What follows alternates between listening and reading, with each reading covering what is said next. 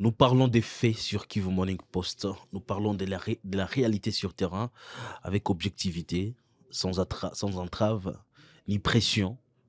La rétrospective, nous allons revenir sur les faits de la semaine. Bon, Jospin, bonjour et surtout bienvenue. Bonjour Blaise, et bonjour à ces milliers de téléspectateurs qui nous suivent de partout à travers le monde. Jusqu'à l'enregistrement de cette vidéo, l'an 23 avance sur plusieurs lignes de front. D'ailleurs, ce qui va nous intéresser ici, c'est dans la partie le site Kivu où les territoires décalés aujourd'hui sous occupation de 1-23. Et maintenant, on parle de Bukavu qui est sous menace. Oui, décalé à Iousi, décalé à Katana aujourd'hui, en passant par Iousi, caché qui est le 123 est en train d'avancer vers l'aéroport de Kavumu.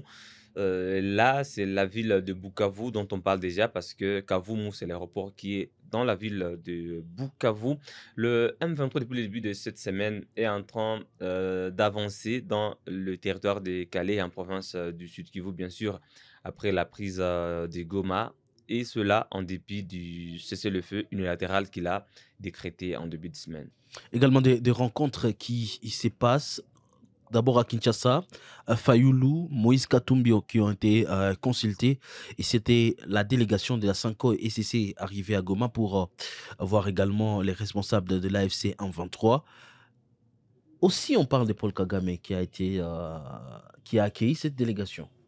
Malheureusement, toutes ces rencontres n'ont pas d'incidence directe sur les affrontements sur le terrain. Il n'y a pas vraiment d'effet positif parce qu'on aurait pu peut-être assister à un cessez-le-feu sur recommandation des prêtres catholiques ou des pasteurs de l'ECC, mais c'est avant-hier que Corneille Nanga, coordinateur de l'AFC et toute son équipe recevaient la délégation de la 5 de l'ECC à Goma et aujourd'hui, le 1-23 avance vers l'aéroport de Kavumu. Bon, on ne peut pas s'attendre à une autre réalité parce que, comme je le disais dans une émission hier, ces consultations dénommées pacte social de cohésion et de paix sont un cadre interne des dialogues entre Congolais. Les prêtres catholiques voudraient écouter toutes les parties prenantes au conflit, d'abord au niveau interne, après aller au niveau d'autres acteurs, au niveau des pays de la sous-région, notamment le Rwanda, parce que les prêtres et les pasteurs ont rencontré Paul Kagame. Mais on ne sait pas jusque-là à quoi ça va aboutir cette démarche, parce que sur le terrain,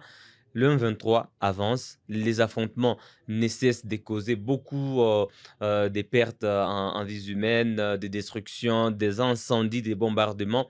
En tout cas, c'est un cadre interne pour que les Congolais se parlent franchement et sincèrement, droit dans les yeux, pour savoir où est le problème d'abord au niveau interne, mais sur le conflit, il n'y a pas de changement significatif.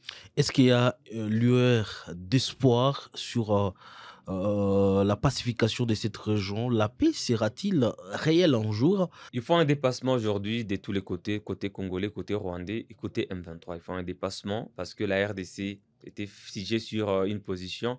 Il n'y a pas de dialogue avec le M23 pendant ce temps. Le M23 avance. Depuis Bunagana, aujourd'hui nous sommes dans la quatrième année, Pas même Bunagana, jusqu'à, Chanzo et depuis Runyonyi. Tchanzu, bien sûr, en passant par Bunagana, jusqu'à à Calais. Aujourd'hui nous parlons de Kavoum peut-être.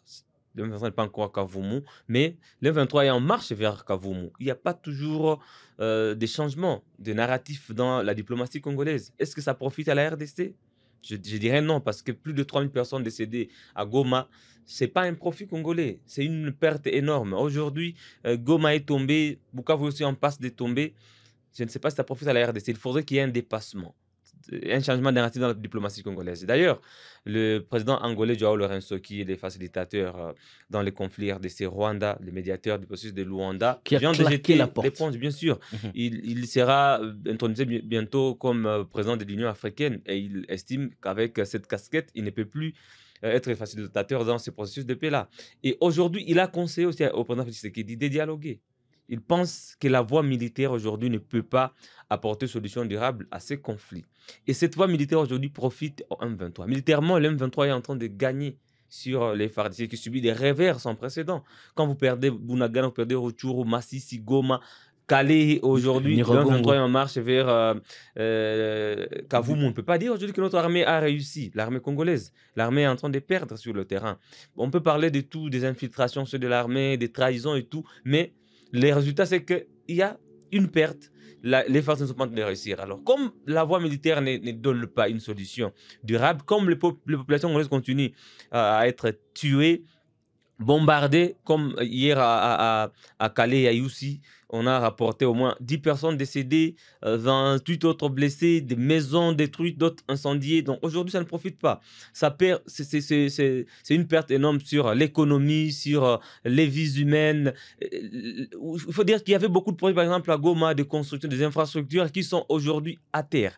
Donc ça ne profite pas au pays. Il faut un dépassement du côté congolais. S'il faut dialoguer, savoir sous quel terme dialoguer, savoir sous quel peut-être sous quelle forme diplomatique dialoguer, mais quand même qu'il y ait des avancées, qu'on sache qu'on est sorti du point A vers le point B, parce que depuis maintenant 4 ans, ce sont des pertes en vies humaines, ce sont des pertes de localités, ce sont des pertes des sites miniers, ce sont des pertes de carrières qui détiennent des coltans, de l'or, des cassitérites, et le pays n'est pas en train de gagner. Côté M23 aussi, un dépassement. Si parmi les revendications du M23, il y a une qui bloque les discussions avec Kinshasa, que le M23 aussi voit dans quelle mesure atténuer ces revendications. Parce que Corneille Nangaa l'a dit, qu'il ne vise pas à balkaniser la RDC, qu'il n'est pas là pour payer les minéraux, mais qu'il est là pour des questions existentielles, pour des questions, la RDC qui ne voudrait pas qu'on parle des questions ethniques, mais Corneille Nangaa pense qu'il y a peut-être une partie des Congolais lésés aujourd'hui, c'est pourquoi il est en train de lutter. Il faudrait maintenant qu'ils se mettent autour d'une même table pour discuter de toutes ces questions afin d'épargner toutes ces vies humaines aujourd'hui qui sont en train d'être volatilisées. Nous faisons cette émission pendant qu'un artiste révolutionnaire de l'Est de la République démocratique du Congo a été tué à Goma, Delcat Idengo, paix à son âme. Un commentaire par rapport à ça. Nous avons vu quand même Patrick Mouyaï réagir par rapport à ça. Et pendant qu'on savait que le Idengo venait de la prison centrale des Mouzenzé, persécuté par le pouvoir en place, à en croire certains artistes de la ville de Goma qui ont haussé les tons. La réaction également d'IAM 23.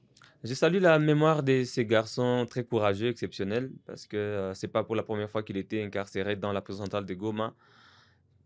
C'est à cause de ces chansons révolutionnaires très critiques envers le pouvoir, le régime de Félix Tshisekedi. Mais quand même, il n'a pas été tué par le régime à l'époque. En dépit de toutes ces critiques, il n'avait pas été tué. On le remettait par contre à la justice. Ici, vous voulez relever qu'il a tué ou Je ne sais pas qui l'a tué. On veut parler de l'espace où il a été tué. Je ne sais pas qui l'a tué. Je ne voudrais pas aussi revenir sur l'espace où il a été tué. Mais c'est dommage qu'il soit tué. Peut-être à cause de ces chansons révolutionnaires. Mais pourquoi cette récupération politique aujourd'hui? Je ne sais pas. Ça doit nous intriguer un peu. Ça, c'est les propres de Congolais. Le ministre de la Communication qui parle d'un héros aujourd'hui. D'un héros, je ne sais pas pourquoi Delcat devient héros aujourd'hui. Il y a des opposants qui réagissent. Moïse Katumbi, Martin Fayoulou. Il faut dire que Martin Fayoulou avait mis beaucoup de pression même pendant la campagne pour que Idengo soit libéré de la prison centrale de Goma.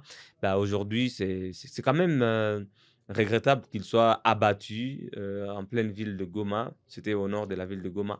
On ne sait pas qui l'a tué. Jusque-là, le M23 aussi a réagi et a laissé entendre qu'il n'était pas concerné par ce meurtre-là. Et le M23 parle d'un conflit interne. D'un conflit interne entre les Ouazalendo et les FARDC. D'ailleurs, il y a une photo que le porte-parole du M23 a publiée qui montre un autre artiste révolutionnaire, FB Faba, portant des tenues militaires, avec une arme en main. Je pense qu'il était déjà aussi enregistré parmi les Ouazalendo, FB Faba. Ça sous-entend que Delcat Idengo serait peut-être aussi Mouzalendo à lire ses communiqués, mais je ne vous ai pas entendu dans ces détails. Aujourd'hui, à Goma, on ne sait pas qui a tué Delcat Idengo. Il a été tué bien sûr par des hommes armés, non encore identifiés. Dans la ville aujourd'hui, il y a beaucoup de porteurs d'armes. Ce n'est pas seulement le M23 qui porte les armes à Goma. Et les autorités. Chaque nuit, on compte des morts à Goma. Paix à l'âme de Delcat Idengo. Peut-être on en parlera quand on aura d'autres détails sur son assassinat. Repose en paix, artiste. Et nous allons donc continuer à penser à vous à travers les œuvres que vous venez de laisser. Jospin, merci beaucoup d'avoir été avec nous dans cette rétrospective. Merci beaucoup à vous, Blaise, et merci à vous toutes et tous qui nous suivez de partout à travers. Nous allons parler maintenant de sport et nous allons approcher Georges Ben Mouima, d'ailleurs, qui est en difficulté aujourd'hui comme journaliste sportif. L'occupation de la ville de Goma par la M23. Les sports est à genoux. Dans les oubliettes, peut-être dans quelques mois, si la situation continue comme ça, la ville, aujourd'hui contrôlée par la M23, pas d'activité sportive au stade. Georges de Benouima, bonjour et surtout bienvenue. Bonjour Blaise, bonjour à tous les amoureux du sport. Ça n'a pas été une semaine facile, des absences au stade, le match, ça vous manque un peu, un peu? Ouais, ce n'est pas seulement les matchs du football, donc c'est les sports en général qui est aujourd'hui handicapé par les affrontements dans la ville de Goma. Comme je le disais au moment où les dirigeants de l'attente urbaine des basketball amateurs de Goma préparaient la reprise du championnat local après les élections. Du coup, la ville a été secouée par la guerre, mais aussi en football où les championnats locaux de l'attente urbaine de football de Goma étaient presque à la fin de la phase la première partie avant la phase des playoffs. Pourtant, ces championnats est beaucoup handicapé par l'occupation du stade de l'Unité parce que vous le savez, c'est ce même stade qui accueille presque toutes les compétitions en ville de Goma, la Ligue 1 avec Dauphin Noir, la Ligue 2 avec les équipes de la partie nord qui sont obligées d'évoluer en ville de Goma par manque d'infrastructures dans la ville de Beni et Butembo, mais également les équipes de la ville de Goma. Donc, c'est un coup dur pour ces championnats locaux, un coup dur également pour la Ligue 2 parce que après juste la prise de la ville de Goma, les équipes de la partie nord étaient dans l'obligation de rentrer à la maison. Je parlais de l'AS Nyuki, de l'ISA Sokozaki, des Étincelles, mais également de l'AS Kapako. Coup dire également pour Dauphin Noir, c'est ce qu'on va d'ailleurs évoquer. C'est l'équipe qui joue la Ligue 1 et aujourd'hui, Dauphin Noir a du mal à poursuivre la compétition parce que l'organisateur a rendu public le calendrier pour la suite de cette compétition. Et Kinshasa, c'était par rapport à la situation. Il y a des arrangements, il y a un calendrier qui a été réadapté pour permettre également aux équipes de Goma d'être présentes. Oui, il y a un calendrier qui a été publié. Dauphin Noir est dans l'obligation d'ériger son quartier général dans la ville de Kindu pour jouer ses matchs à domicile. Et déjà, Dauphin Noir a aujourd'hui du pain sur la planche à lancer la compétition, puisque selon les calendriers, Dauphin Noir est obligé de commencer la compétition le 16 février à Kindu, au stade Joseph Kabila, contre la formation d'Étoiles du Kivu, avant d'enchaîner le 23 février contre l'équipe de Bukavu Dawa.